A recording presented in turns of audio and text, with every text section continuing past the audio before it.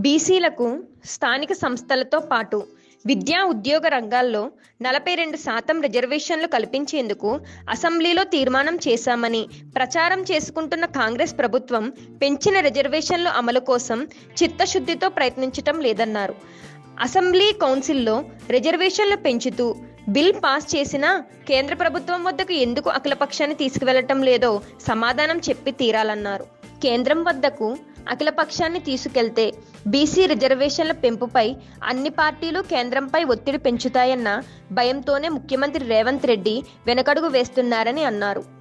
తన పదవిని కాపాడుకునేందుకు అన్ని రకాలుగా అండగా నిలుస్తున్న ప్రధాని మోదీకి కేంద్ర ప్రభుత్వానికి రాజకీయంగా ఎలాంటి ఇబ్బంది రావద్దన్నదే రేవంత్ ప్రయత్నం అన్నారు. అందుకే అసెంబ్లీలో చేసిన బీసీ రిజర్వేషన్ల పెంపు తీర్మానాన్ని కోల్డ్ స్టోరేజీలోకి పంపేస్తున్నారని వివరించారు. అసెంబ్లీలో పాస్ చేసిన తీర్మానం అమలు చేసే వరకు కేంద్ర రాష్ట్ర ప్రభుత్వాల వెంట పడతామని హెచ్చరించారు.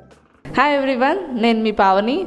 Please like, share and subscribe GRTV. Hi, I'm Jyoti Singh. Please like and subscribe GRTV channel.